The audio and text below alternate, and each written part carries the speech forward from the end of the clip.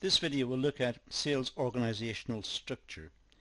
It'll look at ways in which organizations may configure themselves to enable them to succeed in the delivery of their marketing plan. In other words, it'll enable them to achieve more sales. So what is the most efficient marketing configuration to enable them to succeed? So let's start. Well, sales organizations must be structured efficiently with a sales plan, roles and responsibilities. Each individual in the sales team has agreed tasks. So at the very start we must recognize that organizations must have a plan. They must have a sales plan, and within that sales plan individuals will be identified as making contributions to certain parts of the plan, and there will also be responsibilities on individuals to deliver parts of the plan, and these will have been agreed by those participating.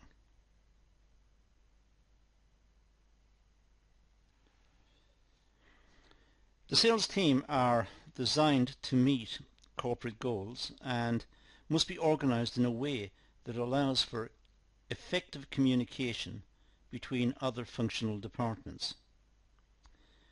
So efficiency is the key term here. In other words, that the teams should be designed not just to achieve the goals set out, perhaps set out in the marketing plan, but they must also have effective communications.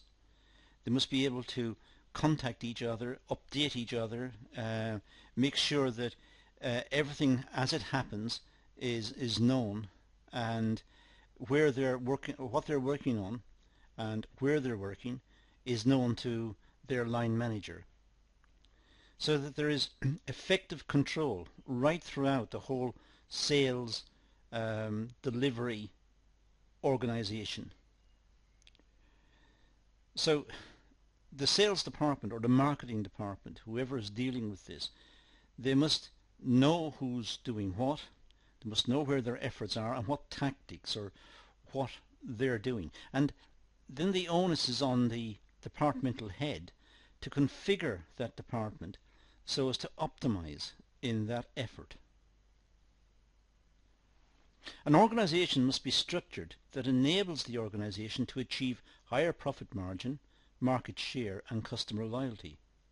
That's what the organization wants. It wants essentially these three components. So it's able to ensure its position in the market and also have customer loyalty, so it will grow and develop and stretch into the future, and also a high profit margin so it can pay shareholders and pay operating costs and maintain itself, perhaps invest in new equipment and develop over time. So the organization must be structured so as to enable the achievement of these outcomes. A sales organization is a process of organizing the sales team for the selling of products and services. So sales organization means looking at the product, looking at the market, and then configuring the sales team in a way that optimizes their chances of success in the marketplace. So it's a difficult thing for organizations to look at markets, because the markets may be separated out geographically, or they may be in different markets around the world and in different locations, but also there are issues with communications, language, cultural issues. There's a lot to take into account when trying to configure the sales team to optimize on their objectives. So this is where skill, knowledge and expertise is required on behalf of the departmental manager. A successful sales organization requires coordination between departments and communications between employees and management. And the channels of communication should be clearly understood, and the responsibilities of the managers, perhaps the manager within the department, and then perhaps there are other managers under him or her that also need to be briefed and who will have delegated power. But the communications channels should be such that the team who are working on the project know who to speak to and who to address in the event of needing advice or reporting back. So there's no wasted effort in finding their way around the organizational structure of the department. The aim of the sales organization is to establish the roles, rights and duties and responsibilities of the sales team and individuals. So the aim of the sales organization is to codify, to note, write down and approve the roles, the rights and the duties and responsibilities of the sales team and of individuals within the teams. So who is doing what and what's the approach that's going to be taken. Now this is to avoid maverick behavior, to avoid individuals within the team doing their own thing, acting as if they were out of control. It is a controlled exercise, and all of the team should be working from the same perspective, the same set of rules, so as to give the customers a view of that the organization is consistent. So it's important to have not just the channels of communication between the various members of the team and the organization itself, the departmental manager and perhaps managers under him or her, but it's also important that the responsibilities and the duties of the individual members in the team are clearly articulated and clearly understood, not least of which by that member, him or herself. Each member of the team must know his or her responsibilities and duties and rights. An efficient organizational structure helps develop effective communications. The flow of communications should be upwards and downwards in regards to sales decisions. So an efficient organizational structure should have communications built in. There should be clear lines of communications within the organization. In other words, everyone within the organization knows who their line manager is. They know who they're reporting to. But they also know if there are subordinates below them who will report to them. And there is no ambiguity about these channels of communication. They are clearly indicated, so that there is a good flow of communications up through the organization and down to the sales operatives, the representatives or the sales personnel. They know exactly what they're doing, and they're all working towards the same plan. They're all delivering the same message, and there is a consistency therefore in the mind of the consumer regarding the product and regarding this particular organization. Effective communication allows information and decisions to flow between management, between head office and the employees. So it's important that any change in direction that the organization may want to make, that is effectively communicated throughout the organization and communicated efficiently. Information can become distorted over communications channels. The sender may transmit a particular type of information or a particular piece of information, but the receiver, because of noise on the line or noise in the process, will receive something different. Now this is going to happen when there are poor communications channels, and this is the subject matter of a separate video on the course, so I'm not going to go into it here. But Having good communications is essential so that there is clarity about the message being sent and how it's interpreted, and it should be interpreted in the same way by all those that receive the message. It should not be ambiguous. Sales organization structure avoids duplication of resources, reduces costs, expenses, and increases productivity. So the sales organization should be efficient. In other words, channels of communication should not be duplicated, because that would also lead not just to the additional costs of that duplication, but the possibility of conflicting messages. If they're being sent down two channels, then there's a possibility that variations in the message may be detected, which will lead to confusion at the receiver end. So sales organizations must have efficient use of communications channels to ensure that their directions to the sales staff are clear, and all the sales staff get the same message, and they all interpret it correctly as intended. When designing a sales structure, the following factors need to be taken into consideration. All factors are connected and will impact on the choice of structure. So first of all, the product or service. There should be clarity about the product or service. It should be clearly understood what the product or service is, its desirability, its nature, its attributes. In other words, the sales team know exactly what they're selling. They are familiar with it. They may have had training in the use of the product or in its maintenance, or they will certainly be au fait with all the operational aspects of the product.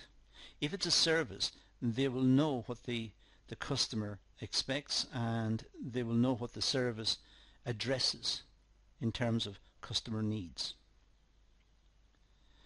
They will also know the organization, and they will know the impact of the organization on the sales activities. But they will know the structure of the organization. They will know, as I said earlier, the channels of communication within the organization. They will also know the support that the organization can give them, and the aftercare service associated with the product or with the service. So those two are quite essential. But then something we call the marketing mix. Well, it's not really the marketing mix in the traditional sense of the marketing mix, you know, the price, place, product, promotion, and so on. It's not intended in that way, but the marketing mix is more of the activities that the marketing team go through in trying to make sales. And sometimes they are constrained by their inability to change price or change location or change the product, or they have to work with what they've been given. Nonetheless, through their expertise and skill, they may know the market and know the market requirements and be able to be effective in that marketplace. We'll talk more about the marketing mix. We'll talk more about all of these points in the coming slides. I'm just introducing the points in this one. And there are also external factors that need to be taken into account. These will be similar to what we would pick up in a pest analysis, which again is the subject matter of separate videos. But there is the political environment, the economic, the social, the legal, and of course the environmental factors, the physical environmental factors that are becoming so important, and customers are becoming so conscious of these because of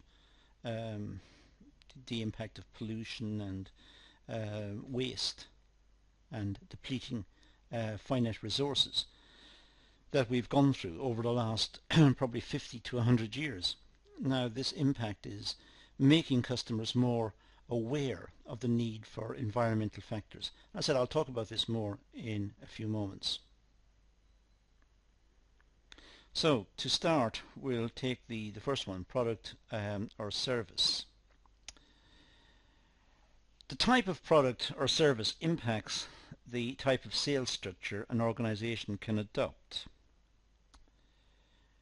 Frequently demanding are necessity products such as produce, oil, toothpaste. They require large but flat structures as it meets consumer needs at a large scale. So the type of product determines the type of sales activity and the type of sales organizational design that's required. If the product is not in much demand and it's perhaps seen as a luxury product or an occasional purchase, then the organization may structure itself differently. What we've got then is an idea that the size and nature of the product determines the sales organizational structure. A larger sales team need to be recruited to meet the needs of customers who demand frequent products. The structure tends to be very complex as it involves a lot of sales activity. So the more popular the product is, the more sales team members will be required. But that also creates complexity about communications, making sure all of them are saying the same thing and they're all singing from the same hymn sheet, as we say. They're all working towards the same set of objectives. They're all trying in the same way. And any variation within that can cause confusion in the minds of the customers. It can lead to a loss of sales as the customers think that the organization is confused or sending out mixed messages. So it's very important that the sales team are briefed and stick to that brief. The organization, well, a small organization will serve a small customer group. There will be a limited or few products to produce and sell. The organization will require a very basic structure. So imagine a small company producing one product. Then it does not require a large sales team, by and large. Although in an age of globalization, it may be that one small company producing one product may have a single sales representative in the country in which it's based, but it may also have agents in other countries because of globalization, so as to try to gain sales in those other markets. But generally speaking, small organizations have a very basic sales structure. Specialized or luxury products serving in niche markets require simple sales structure as there are fewer customers. So again, luxury products may require fewer sales customers because there are fewer customers. They're in niche markets. There are fewer customers. The communications with the customers, however, may be expensive. If we think of, for example, expensive watches or cosmetics, the companies who produce these have large expenditures on marketing materials, on advertisements in magazines and on television and in various outlets. But the number of personnel selling those items may be in fact quite small because it is a niche market.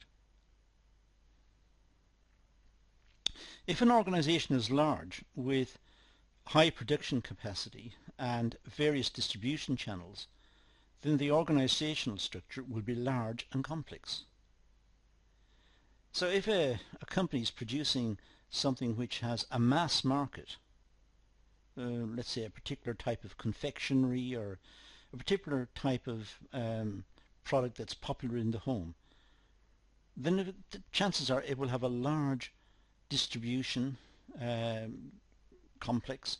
It will also have quite a complex sales organization to support the markets and the selling activities within those markets.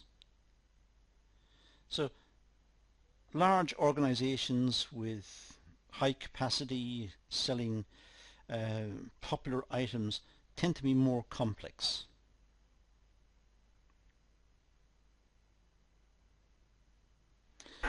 Size and marketing. Now, the size of the organization is influenced by the type of market and the size of the market. So the size of the organization is determined by these factors. And when we talk about marketing mix, I mentioned it earlier, this is really what I've got in mind here. It's a mixture of marketing strategies, not the traditional marketing mix as we know the term: price, place, product, promotion, etc. This is a marketing mix in terms of the types of strategies that may be adopted by an organization trying to configure itself to make the best use of its sales team in the marketplace. Now, the size of the organization is clearly important, and the type of market and the size of the market is also important. We just mentioned in the previous slides that if an organization is making a very high selling, highly demanded product, then it will have more sales representatives. But the complexity of the product will also be a function in determining the number of sales representatives. It may make just a few of these items, but may have a considerable sales staff because the item is complex and the need to perhaps even sell in teams rather than as individuals. Organizations serving a global market are seen as to have a larger structure and adopt a range of distribution channels in order to reach a wider customer group. Well, clearly if the organization is selling internationally, it's more complex. There will be all sorts of issues to deal with: currency, language, culture, all sorts of issues to overcome, and making sure that sales teams who represent the organization overseas are briefed to the same extent as the sales team selling domestically. And if for no other good reason, there should not be the potential for reselling into the domestic market. It shouldn't be the case that the item is so cheap overseas that purchasers overseas are able to resell it in the domestic market. So it is more complex to sell overseas, and there will be more sales personnel required as a consequence of that.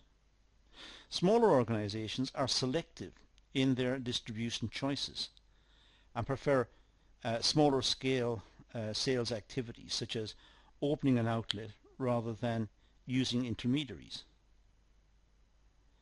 So smaller organizations, they tend to have more control over the product, but sometimes they are reluctant to sell through intermediaries. They want to have direct sales themselves.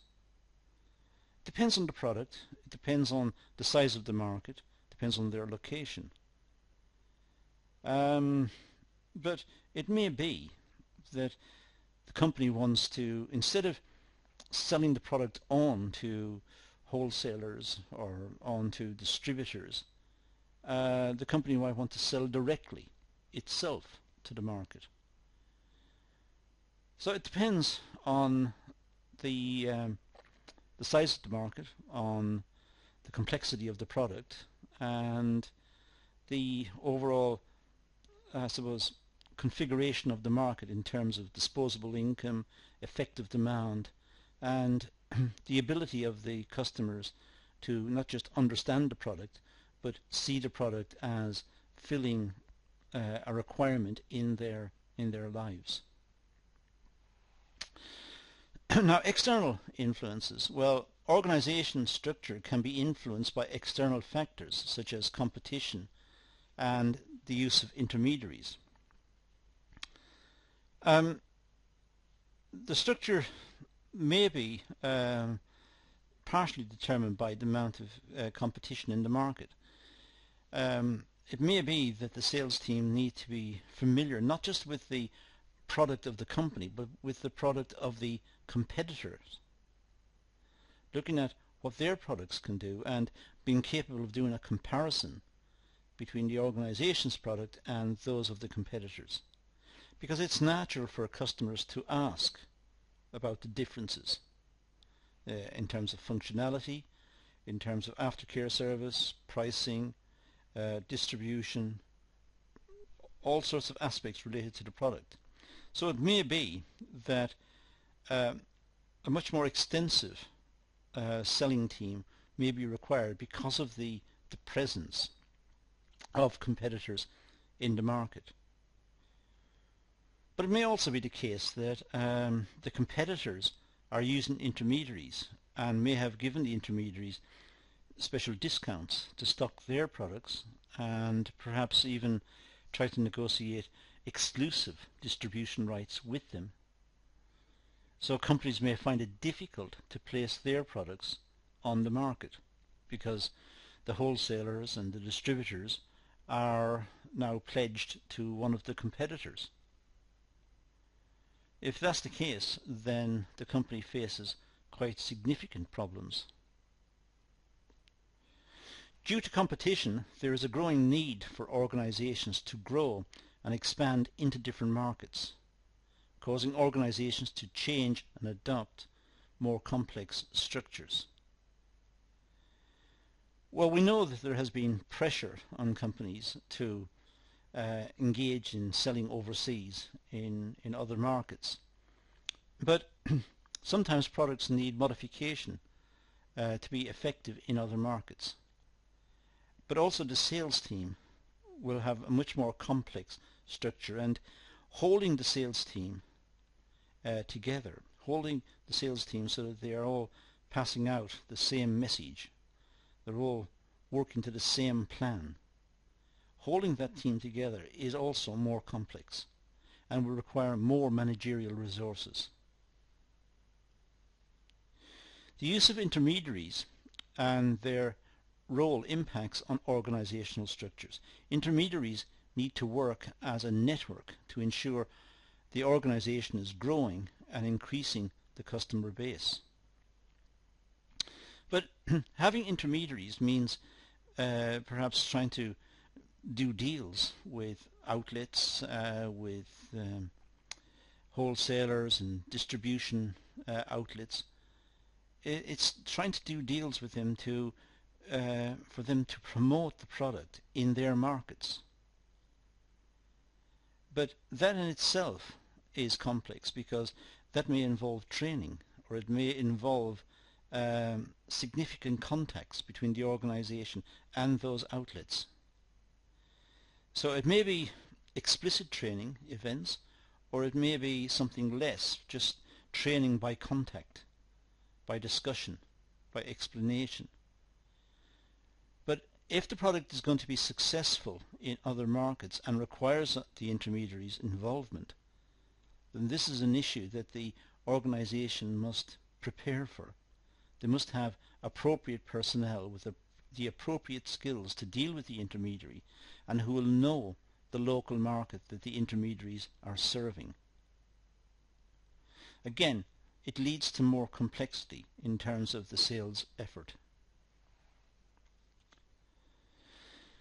Now, designing a sales organization structure. Well, a sales structure can be designed according to the needs of the customer and the sales team. So it depends on which way we go, and there are a variety of ways in which we can address this. The following are sales structures. It could be on a geographic basis.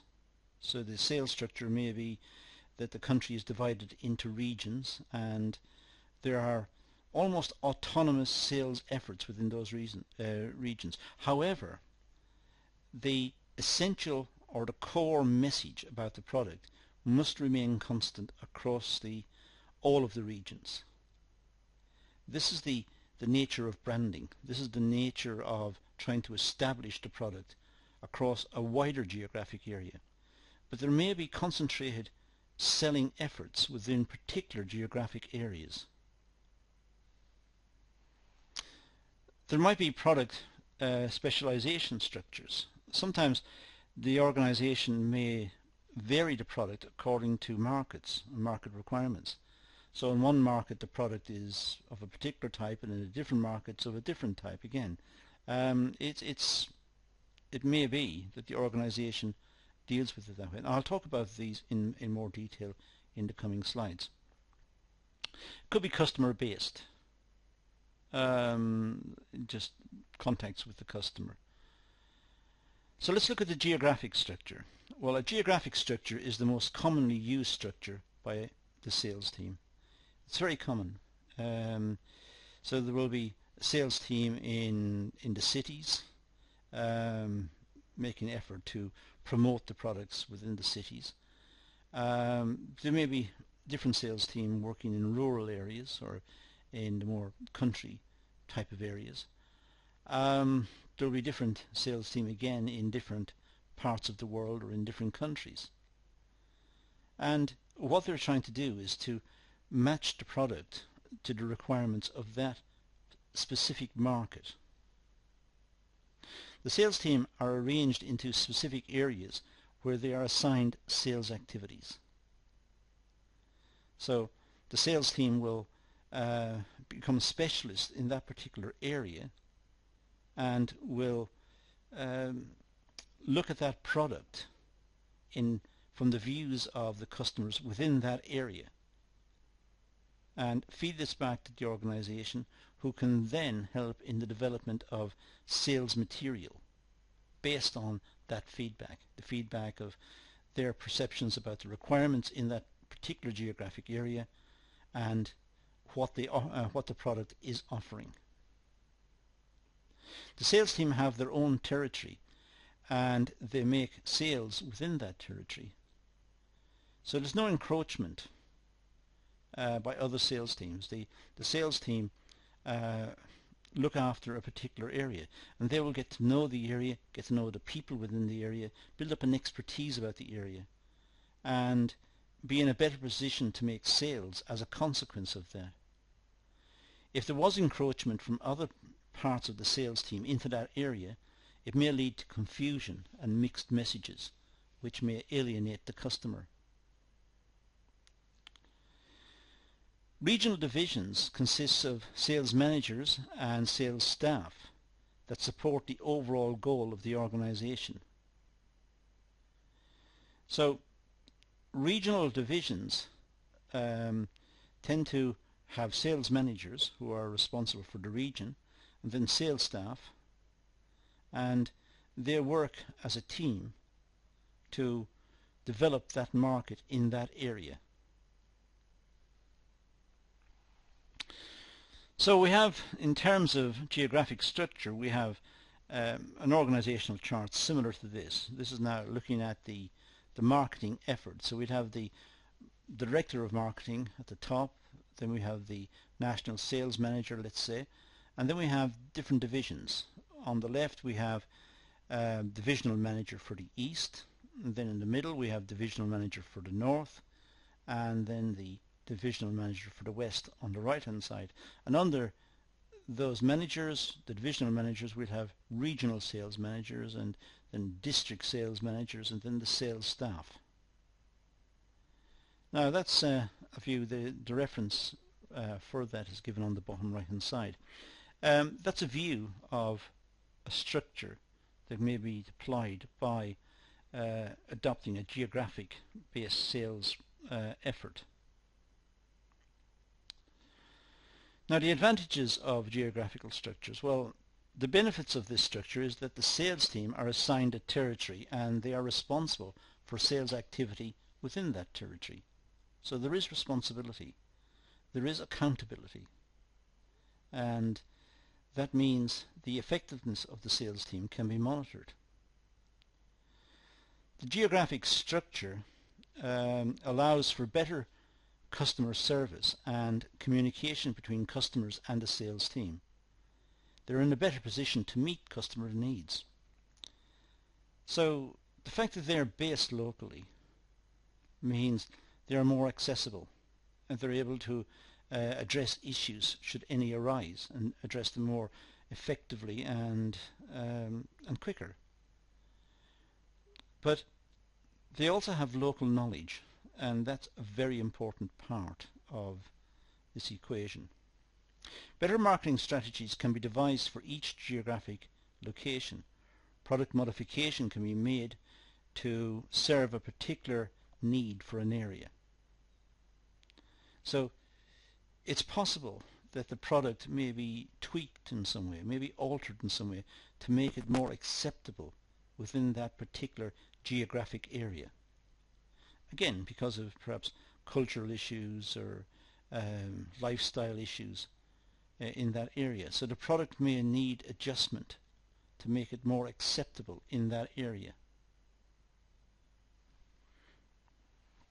Now, the disadvantages of the geographical structure. Well, it's costly, as there is duplication of staffing function and conflict over resource allocation across territories. So there are problems because it's not as if the organization can have one marketing effort that covers everyone. It may be the case that it has to have different marketing efforts in different regions or in different countries.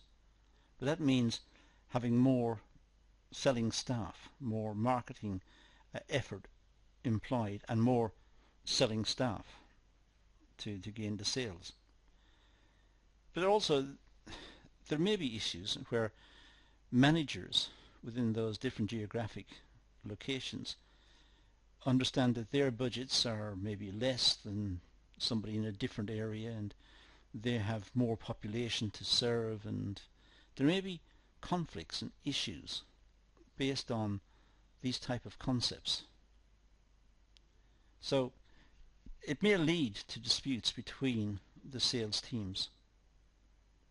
Some may feel relatively deprived. They may feel that they're serving a big population and haven't been given the same budget as a neighbouring area who has perhaps less to serve and have a bigger budget.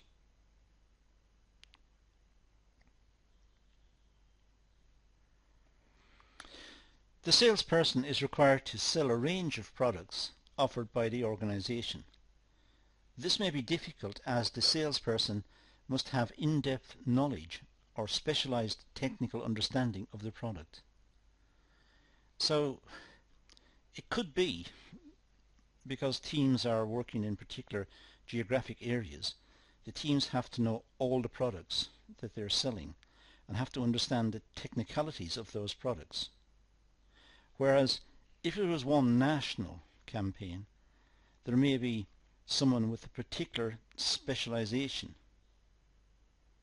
a particular knowledge about the product, and they can handle issues related to that specialization or questions based on that type of specialization. But in different geographic areas, it may be that the team have to look at all the products of the company and understand all of the issues associated with the product, and also excuse me, and also be able to deal effectively with questions and with issues within the team regarding knowledge of the product. And also, and a lot of issues here, but also adhere to the selling instructions of the company at base. The company, from its headquarters, wherever it's located, will have issued instructions about the type of selling it wants to engage in, what should be said about the product, how the product should be presented, and so on. So this local sales team have to be familiar with the requirements of the headquarters, the technicalities of the product, and the requirements of the local market, and be capable of answering specific questions about the product from customers within that market. So it's quite a big demand on that sales team, who may also feel somewhat isolated from the main business itself. Salespeople have a poor understanding of buyer behavior, as they are regionally concentrated and only have an understanding of their own area. And that is an issue. The sales team may become more parochial. They may become more concentrated or more focused on their area, and to the detriment of the product and the company, who may wish to expand its presence, and may also want to expand into neighbouring territories. But the sales team may have a poor understanding of buyer behaviour, and they may be concentrated regionally, and they may have their focus may be on the local area, not on the wider regional possibilities.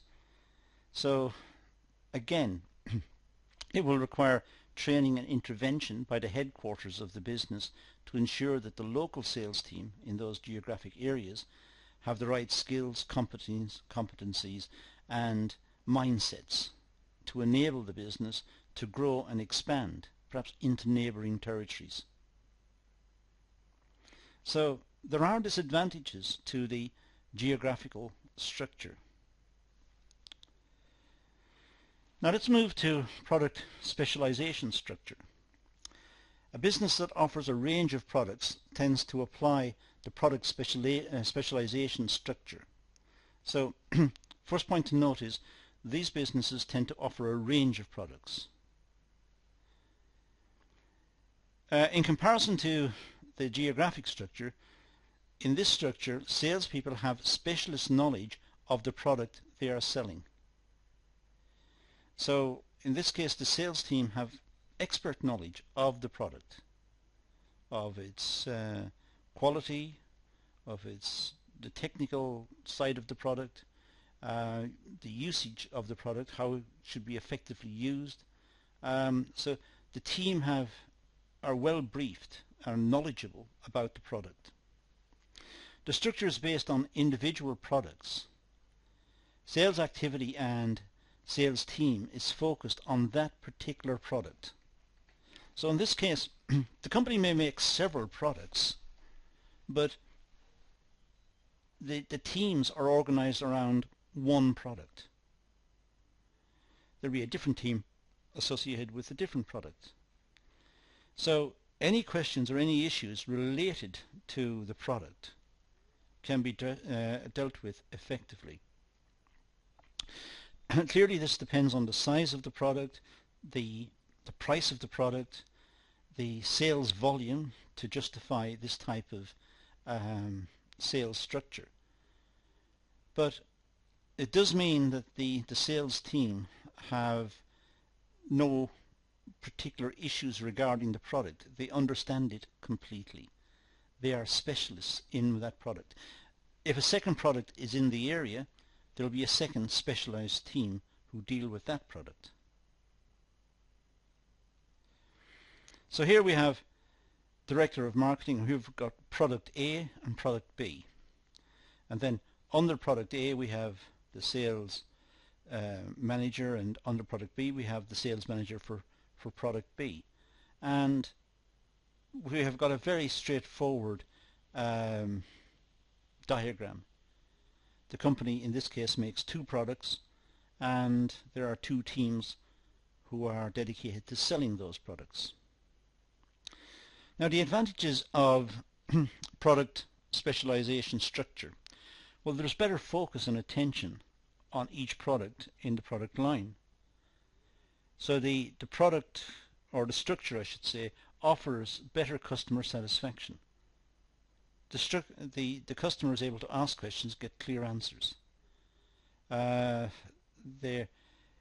no ambiguity about the product. There's clarity on the side of the sales team, and that is communicated effectively to the customer.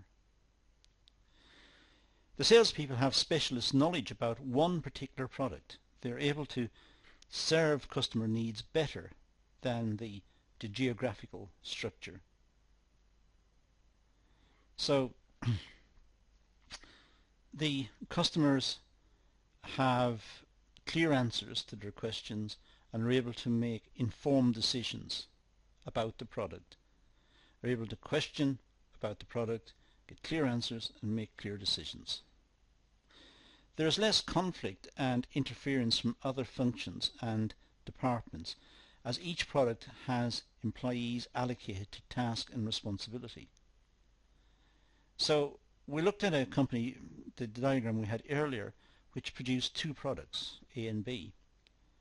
Well, it's very similar to two companies producing one product, because there are different sales teams, there are different products. It's just that they go back to a common source of production. So there are advantages to the product specialization structure. There are also disadvantages. The structure is costly to maintain because additional sales staff must be recruited and trained for a particular product. So irrespective of the amount of sales, there must be a team maintained with expert knowledge about that product. There is a lack of coordination between product categories. This is often leads to duplication of sales effort. For example, sales calls can be made to one customer twice about two different products. So it could be that there is duplication and wasted effort. So one of the sales team contacts a particular customer, and then later, and quite separately, and as a coincidence, the other team contacts the same customer to try and sell the second product. Or perhaps it would have been better if one person contacted the customer and tried to sell one of the two products or the two products at the same time. It would be more efficient.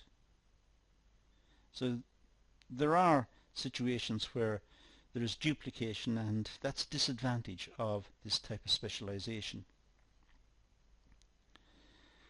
Organizational costs are high because this structure requires more staff, more specific training needs for different product categories. So it is more costly. There are more staff, generally speaking, when there is this type of specialization. There's a lot more training required, and a lot more briefing, and a lot more meetings to pass on the messages, and a lot more in terms of communications and questioning and understanding. There are the benefits that the customer is dealing with specialists who will sell the product, but clearly it depends on the nature of the product. If the product itself is not very complex, then this may be an overkill. If it is a very complex product, a piece of machinery or something of that nature, then it may be felt that this is justified, having specialist teams. But it is more expensive. More people will be required, and a lot more training will be required as well. The customer-based structure. Well, larger and more complex organizations that occupy several markets can adopt a customer-based structure. This structure is customer driven. Each salesperson sells all products to one customer group. This structure benefits the organization as they cater to different customer segments. Different departments can be developed to meet the needs of different customers. So this is a customer-based structure. Large organizations tend to use it. They can occupy several markets and can adopt a customer-based structure within those several markets. They sell products to one customer. Each salesperson sells all products to one customer. So it's good use of the sales team. Each member of the sales team can sell all of the products, and they can sell all of them to one customer. They can mention all of them in their meeting with the customer. But they're not specialists. If the customer asks sophisticated questions, they may not be capable of giving accurate answers. It does depend on the nature of the product, this type. If the product is very simple, then this may be appropriate. But if the product is complex, there could be problems here that the selling personnel may not be able to effectively answer the questions of the customer.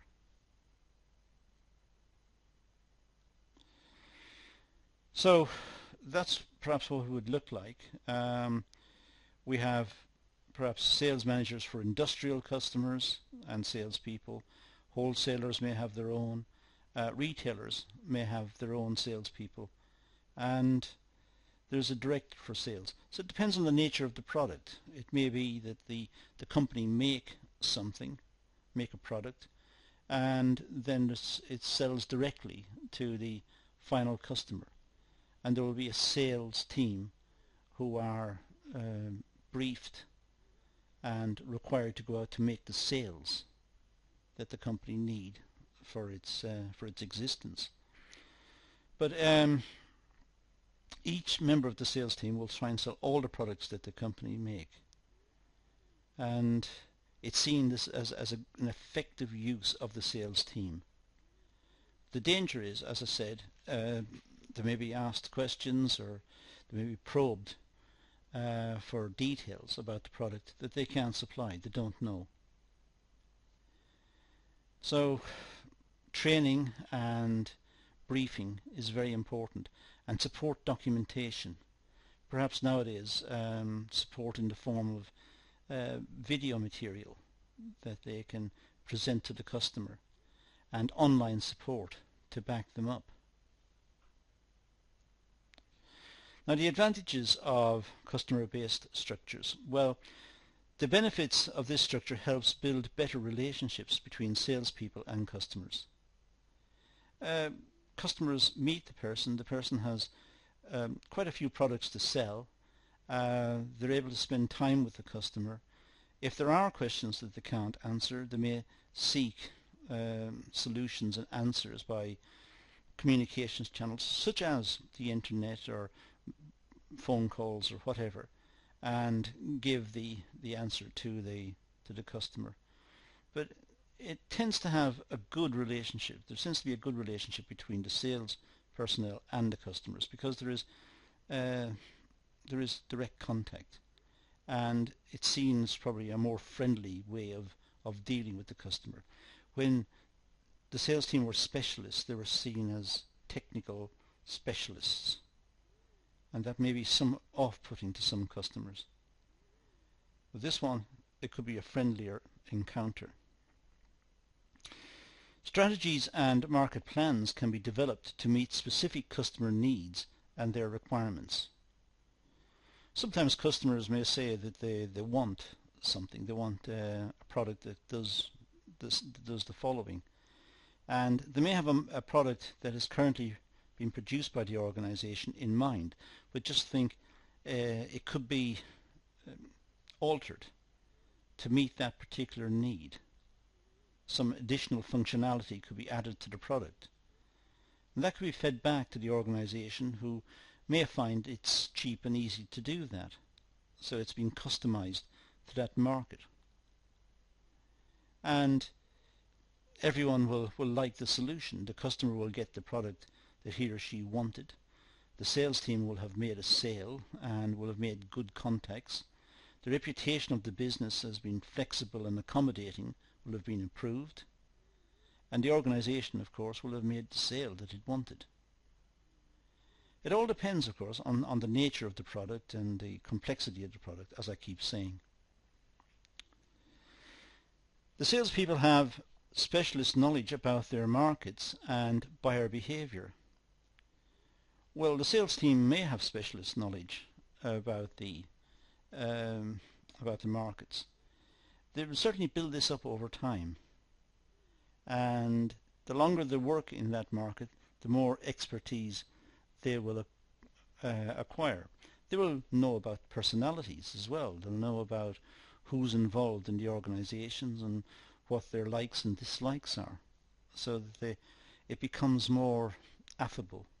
It becomes a friendlier encounter. So they know the buyer behavior, they know what the buyer is looking for. It can become, although it may be dangerous, but it could become more informal. Dangerous in the sense that after a while the customer is taking that relationship for granted and may not be serious about placing orders, may want more of a social contact, and so it's perhaps better to keep somewhat more professional about the encounters. But they will have specialist knowledge about the requirements of the market, which they're able to pass back to the organization, who may set about designing products for that particular market, depending on its size and depending on the disposable income within that region.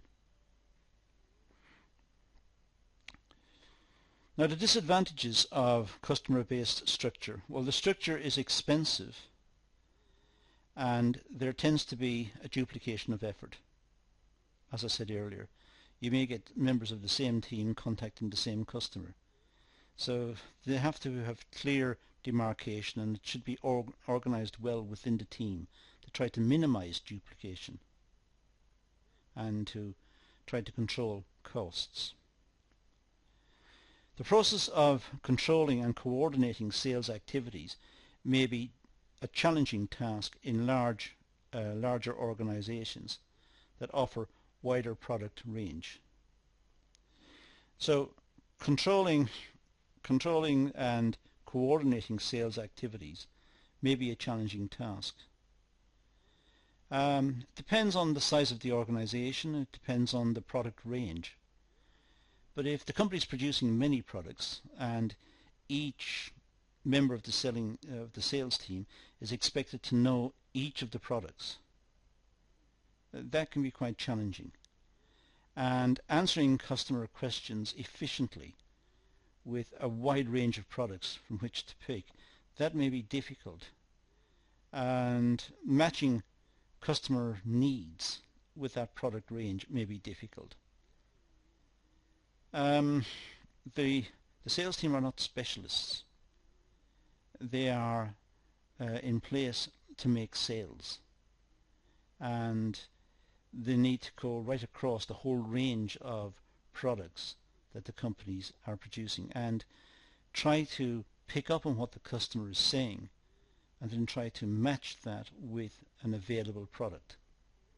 But again, as I said, not easy. So these are some of the issues that confront sales organizational structures, and we looked at three here: the customer one, the geographic one, and the specialization one. It is possible to conceive of more, but just those three for the moment. And that takes us to the end of this video. It's quite a lengthy video. I think you should have stopped the video a few times before you got this far and had a break and perhaps go back to it. But longer videos, that's probably the best tactic in dealing with them. But let's leave it at that for the moment and say Thank you for watching.